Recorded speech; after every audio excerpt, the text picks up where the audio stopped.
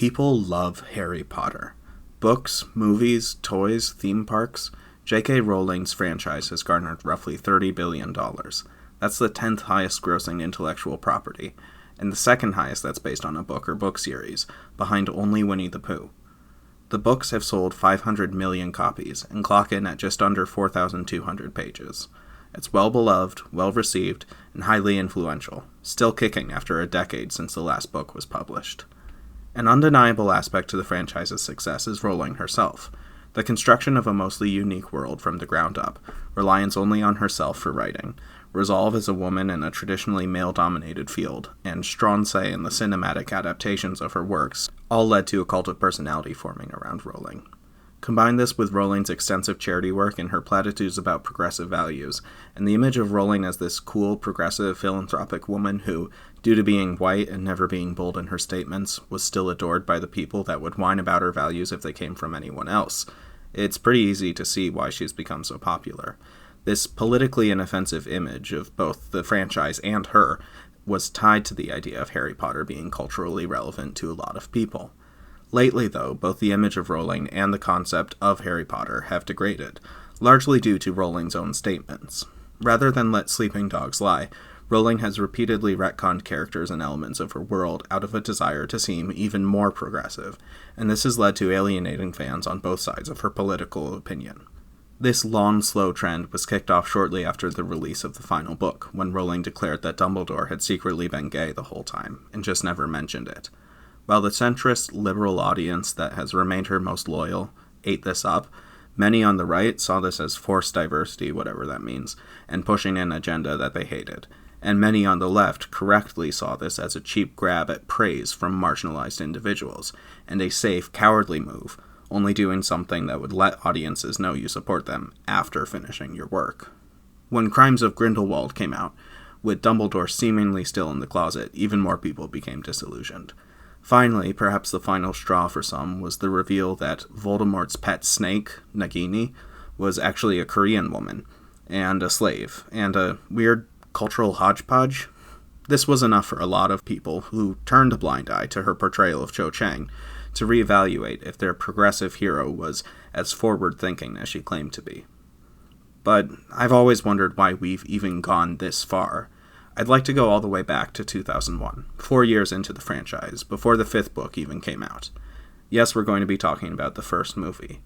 But first, I'll have to go back even further, not just to production and not just to the first book, back all the way to the Middle Ages in Europe. See, anytime there's a group of people, there's a good chance that they will treat outgroups relatively poorly. If one group has power, it becomes even worse for the outgroup. So, Jewish people have been facing anti-Semitism since ancient Egypt. Ancient Greeks and Romans also were highly anti-Semitic, fearing both their religion and their power. But of course, by the time Jewish people came to Europe outside of Greece and Italy, it was largely Christians that held power.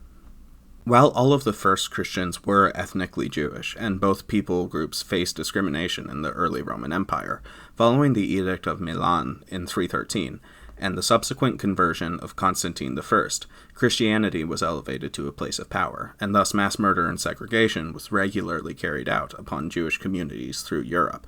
Anti-Semitic canards, or hoaxes, came about regularly. Some Christians interpreted a passage in the Gospel Matthew to be a curse on all Jewish people.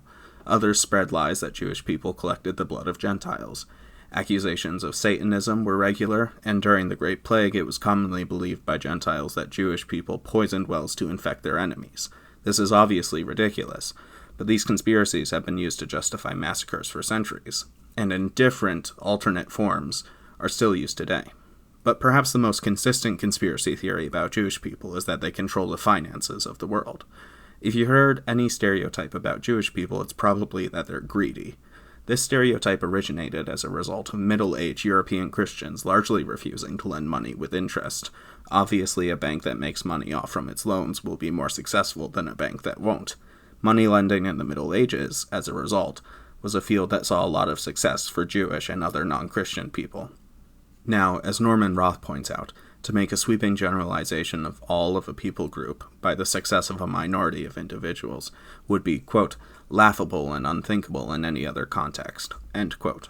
Still, getting into how few Jewish people participated in this business would ultimately incorrectly suggest that anti-Semitism was justified against Jewish moneylenders, which it obviously wasn't. Of course, as money leads to power, Gentiles believed, and many today still do, that Jewish people have all of the power. Given that, as an ethnic minority, members of the Jewish diaspora have faced discrimination in every land they've lived in, this should be obviously ridiculous. Furthermore, Judaism is the religion most subject to hate crimes in America, and if power really was in the hands of Jewish people, they wouldn't be one of the most persecuted groups around the world. This stereotype/conspiracy theory is extremely dangerous. Not only did it lead to the deaths of countless innocent people in the Middle Ages, it was one of the driving lies behind both Nazism and modern anti-Semitic attacks. It's not wrong to condemn greed, obviously. However, these conspiracy theorists see greed as an inherent trait of an ethnic group, and even though they would often see pursuit of money amongst Gentiles as admirable, they say that the moneylenders that are predatory are Jewish. Equating moneylenders with an ethnic group is hopefully, obviously, a bad thing. Which brings us to today. If you've seen any Jewish-focused critique on Harry Potter online, or if you read the title of my video, you know where I'm going with this. Gringotts Bank, the moneylenders of J.K. Rowling's Wizarding World. Gringotts is a British magical bank that was founded and run by goblins, starting in the Middle Ages. Goblins are described as an inherently intelligent species that run the economy of the wizard world. They can tell the difference between real gold and counterfeit, and view lending without receiving money back as immoral. Goblins in the franchise are bankers, stockbrokers, criminals, bootleggers, and jazz singers.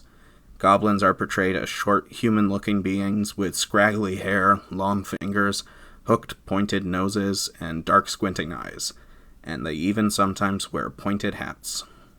If the fact that I could have just described anti-Semitic propaganda with the same terms doesn't convince you, and saying one group of people is inherently greedy and runs all of the world's finances doesn't raise any red flags, there's one last clear sign. Never mind that they are treated as subhuman. Never mind that they are treated with disgust and distrust even by the story's heroes and the book's narrator. Observe the design on the floor of Gringotts in the first movie, a movie that Rowling had great creative control over, and you will see a Star of David. The goblins, as they are, in the books, and in the movies, are anti-Semitic. And if I hadn't seen Jewish critics pointing this out, I wouldn't feel comfortable making this video.